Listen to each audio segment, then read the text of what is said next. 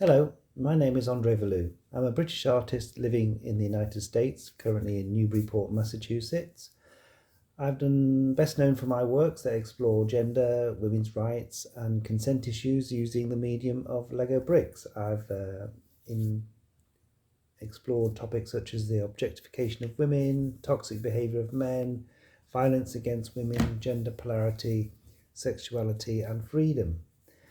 My background is that I'm actually a maths graduate and I worked for quite a long time in web design and computer programming, and I was able to use these tools to create the pixelated ideas that I use in my work. So really everything came together when I became an artist from my previous career and educational background.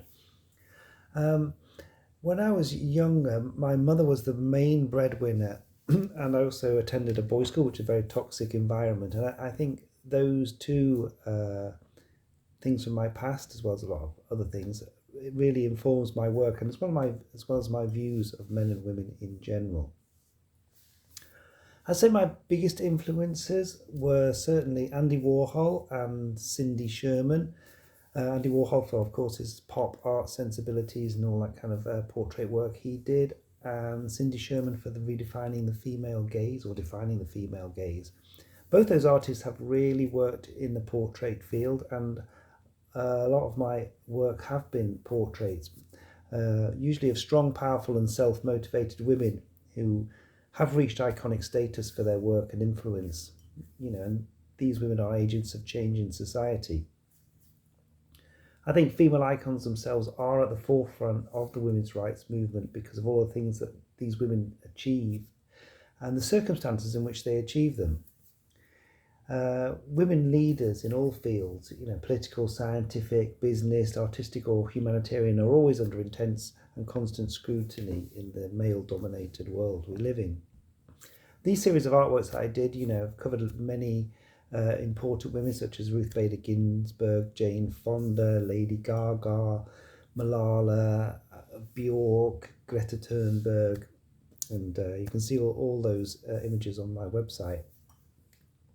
More recently, I've been inspired by the artist Bridget Riley, and also quite a lot by Sol LeWitt for their conceptual work, and that is what I'm focusing on at the moment because I was kind of ready for a departure from that previous icon-related work, and I've been developing this kind of sets of color barcodes, which are created from the code of audio files, and then you get a kind of display which represents the music that you can hear on the file. In particular, I've been working on a video with a Finnish composer called Maria Kelionpää, and adding visuals to a solo piano piece you created around the subject of the impact of climate change on coral reefs. And all being well, this will be part of a performance next year in San Francisco. This project was brought to me through an organisation called the New Arts Collaboration, who are an interdisciplinary art project for sound and multimedia, and New Arts Collaboration connects artists from multidisciplinary fields to work together, like I'm doing with Maria. What is the biggest challenge of being an artist? I've thought about this question a lot. What I would say is the worst part is really when people love the work of yours that you feel is perhaps the least meaningful or the least powerful, and then simultaneously they really don't get your meaningful or more powerful works or don't even want to discuss them. That's quite a difficult thing to deal with, especially when you're working in a kind of commercial field where you have to sell your work to move forward. Do I listen to music when I'm working? I do listen to a lot of music when I'm working, and I do have all kinds of music in my record collection. Perhaps right now, if I was going to say the best place to land would just tell you what's my current thing, the latest thing I'm listening to, and that is some music by an artist called Callie Malone, which is fairly experimental, and having seen a performance of hers in Reykjavik earlier this year, I've been listening to this quite a lot, and it's very immersive, kind of hour-long pieces of electronic-based music. I really do recommend listening to it. But any kind of 80s pop, 80s music is very good, like Level 42, Duran Duran, or you could even go to later Underworld. All that kind of stuff really works for me. If I was to say what the best reaction someone has to my artwork, I think the best reaction is, like I said, when people understand your deeper meaning or get beyond what is really in front of them. For example, my Jean Shorts work, which was from a series called Freedom Without Judgment. These images comment on beauty, fashion choices, and societal pressures inflicted on young women, and it means the most when people see these pieces and understand the meaning behind them.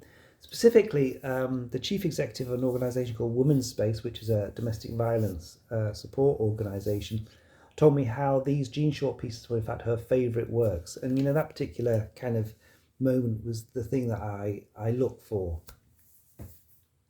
I hope people take away those meanings from my artworks, those deeper meanings, and the fact that it's all to do with relating to raising up women and combating violence against women. So just to finish, I'd like to thank you for listening to my short little words here about my career. You can find me on Instagram at Andre Veloux, and for that new barcode stuff with Maria, the video piece and all that related to that is at an Instagram called @64bit. That is all words 64bit. I don't have a date yet for the performance of that music, but as soon as I do, I'll be posting it on all the kind of social media channels and that kind of stuff. And my website is veloux.com.